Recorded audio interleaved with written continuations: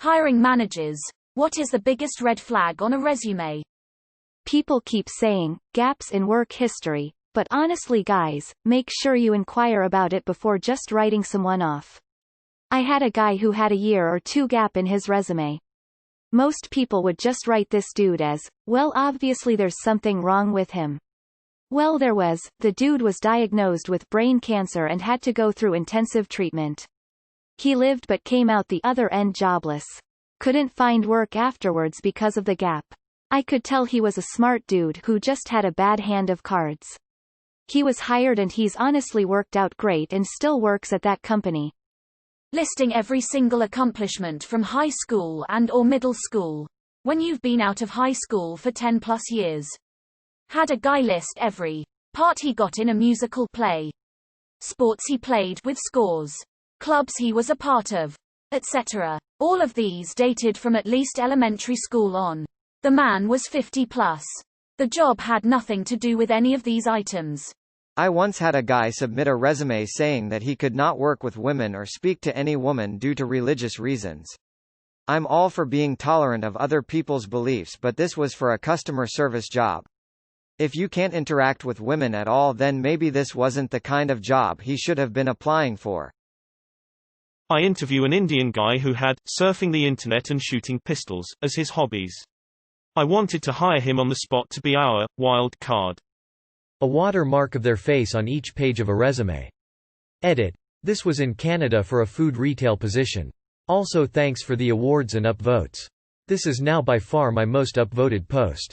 I've seen someone put their certificate of baptism under certificates and awards. Edit. Wow. I didn't expect this comment to garner this sort of response. Maybe I should add that the job had absolutely nothing to do with religion, which is why the baptism cert seemed so out of place. I once got a resume that listed under his awards section, champion and master of the Chug and Tug, at some dumbass ASU fraternity whose name I can't remember.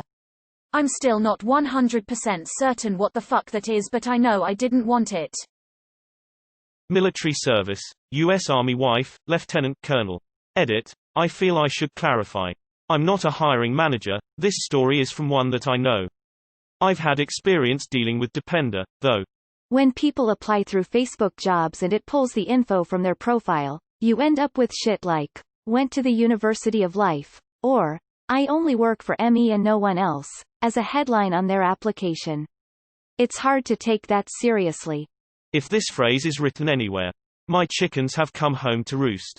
Doesn't stop me from hiring anyone, but changes things up when someone says they speak another language. If it's Spanish, you'll be interviewed in Spanish. Sometimes that goes very poorly for the applicant.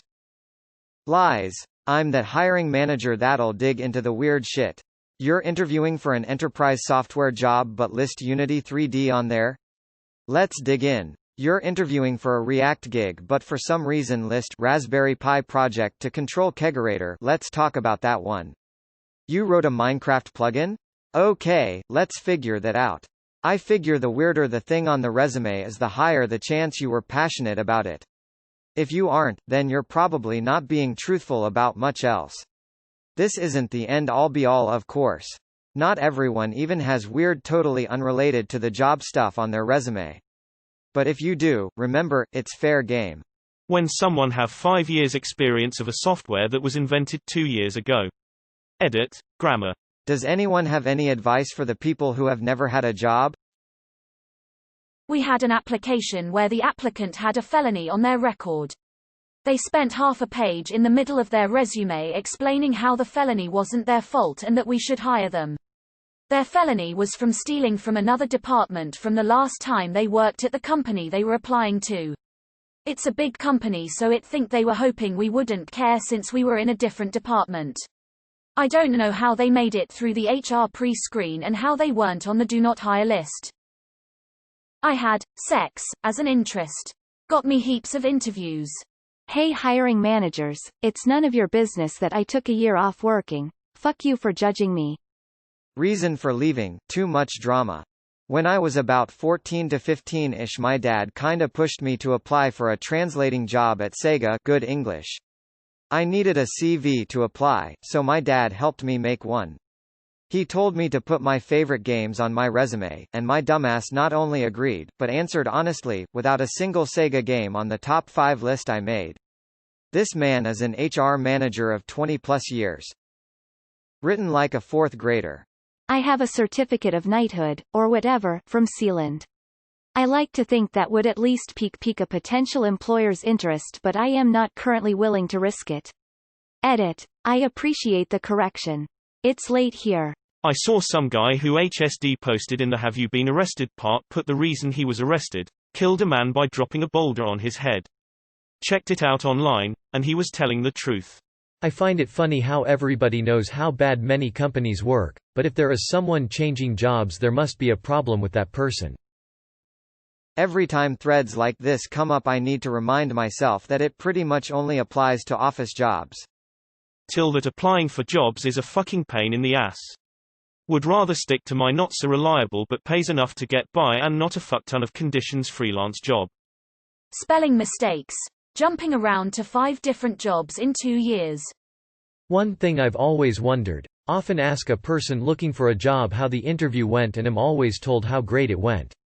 Then no call back. Are hiring managers just making the applicant feel good at the moment about how the interview went?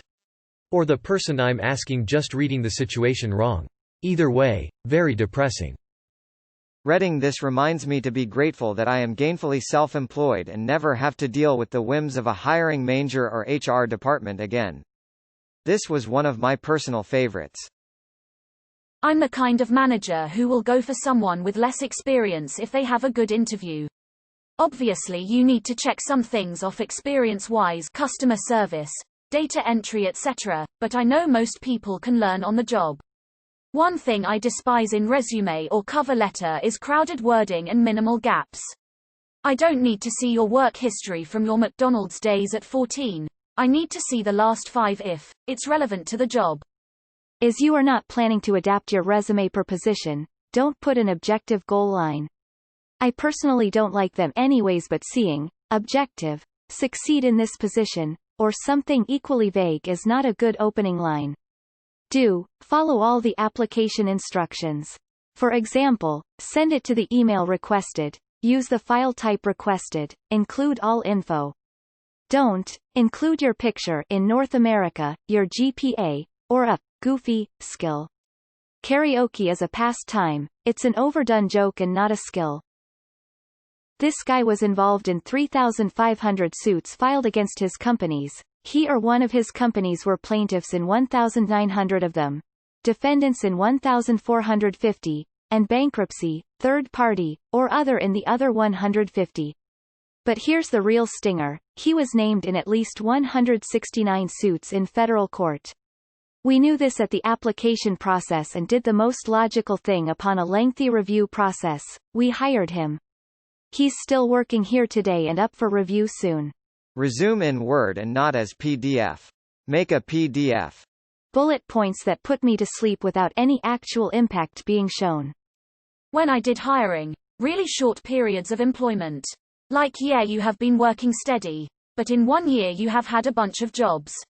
Especially if some of them are under a month and there wasn't a move involved. Any type of MLM. First, it's not a real job. Second, it shows a lack of judgment. Third, it says to me that you don't have a good work ethic. Never worked in the field they are supposed to manage. Hireable, bachelor in IT, 4 years developer, 2 years head developer, 1 year devs supervisor. Not hireable, PhD in IT, worked on IT projects, wrote papers about IT. Edit, functional analphabetism is a serious issue, guys. Caps lock for the smart people. I am Italian, so that's probably the reason my reading of the question is different, but the reply stays. I interviewed a girl whose reason for leaving her current employment was that no one liked her because she was too attractive. I mean, she was pretty hot, but she also came across as a massive narcissist, which is likely the real reason her colleagues didn't like her. I once got 5'11", member of basketball organization, we're a tech startup. Blood and or semen stains. If you misspelled anything. Not a hiring manager, but have made some hiring decisions. I've turned down extremely qualified, well-spoken, intelligent candidates over the sole fact that they change jobs too frequently. I never realized how big of a deal it was until I was making the decisions myself. I'd rather spend twice the time teaching a less experienced hire than having to rehire someone all over again in a few months. Also had a girl once hand in her resume every day for about 2 weeks because she really wanted to work for us. Her CV had bar charts with her strengths and weaknesses, and under hobbies she put cats. And that was it. We were kinda put off by the fact that she would come in every day. She was actually way overqualified for the job and said she wouldn't stop coming in until we interviewed her, so we interviewed her to get her to stop coming in, and she obviously came in every day to find out if she got the job. Pretty awkward. Edit. She actually handed a physical copy of her resume every time she came in, so we had about 14 copies of her resume. They started getting shredded on about day 5. The biggest red flag is job hopping. 6 months here, 5 months there, etc., with no real long-term employment anywhere. Like, did they get fired a lot? Or just get bored and quit? Once my supervisor got a resume with tons of spelling errors. She actually called the applicant and told her, "We might take you more seriously if you had better English skills. Even if you're a bad speller, get somebody to proofread it, at least." One thing I've confirmed from this thread is that a lot of hiring managers are a bunch of disconnected cunts. I once received a resume from someone who had paid for a list of email addresses for IT managers, development managers, technical leaders, and hopeless frauds like me.